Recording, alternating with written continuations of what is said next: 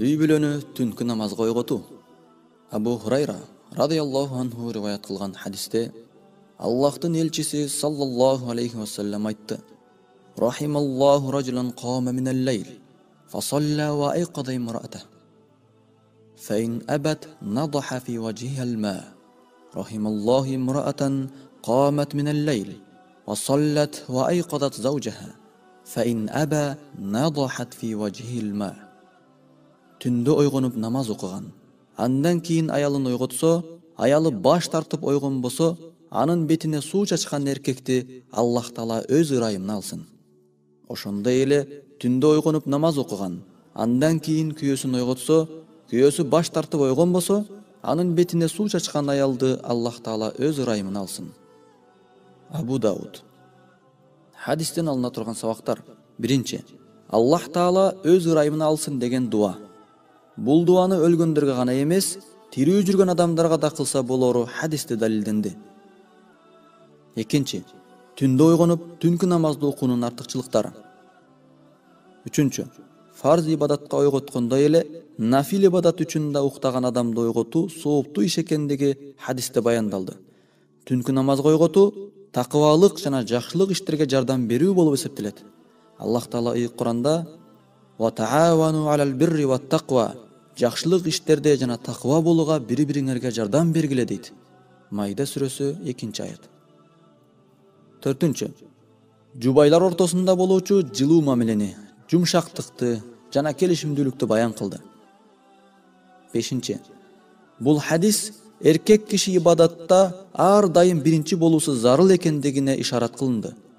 Түнкү намазды окууда жана үй бүлөнү ойготууда эркек киши дайыма аялдан озуп турушу керек. Алтынчы, Аллахтын ырайымы кең. Көбүнчө аялдар ибадат кылууда эркектерге караганда бекемирээк болушат.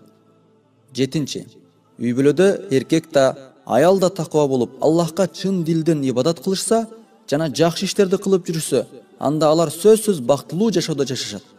Ал эми акыретте улуу сооп сыйлыктарга жетет.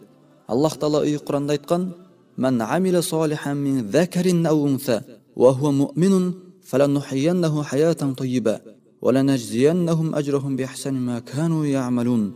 Эркек болобу, аял болобу, кимде-ким ыймандуу болуп жакшы иштерди кылса, анда биз ага сөзсүз жакшы жашоону беребиз.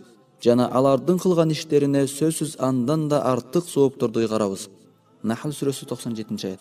Аллах Таала баарыбыздын үй бүлөбүзгө тынчылык жана береке берсин. Нәфсинин жамандыгынан жана шайтандын азгыруусунан Аллах Таала өзү сактасын. Aqulu qawli hadha wa astaghfirullah li wa lakum. Assalamu alaykum wa rahmatullahi wa barakatuh.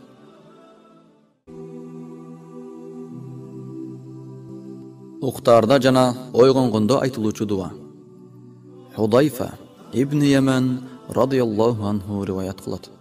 Пайгамбар саллаллаху алейхи вассалам уктоо үчүн төшөгүнө жатканда мындай деп айтат эле: Бисмика Аллахумма амуту ва ахя.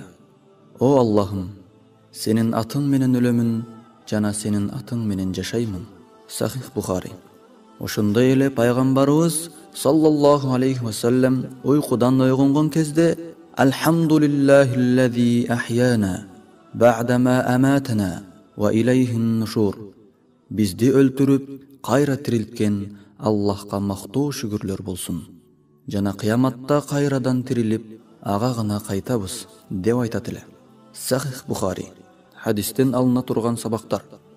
Биринчи, аткан таңды Аллахты эстеп, ага мактоо шүгүрлөрдү айтуу менен баштоо. Уйку кичи өлүм сыяктуу. Адам баласы ойгонгон кезде өлүп, кайра тирилген сыяктуу болот. Ошондуктан өмүрдүн бүтүшү болгон өлүмдү эстеп ойгонуу керек.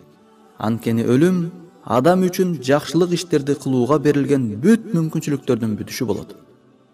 Ал эми уйкудан турган адамга ага кайрадан өмүр берген Аллахка мактоо айтуу жакшы иштерден болуп эсептелет.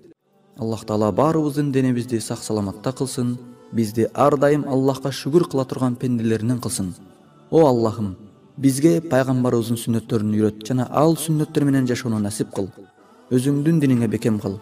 Кыяматта пайгамбарыбыздын шафаатына насип кыл. Aqulu qawli hadha wa astaghfirullah li wa lakum. Assalamu alaykum wa rahmatullahi wa barakatuh.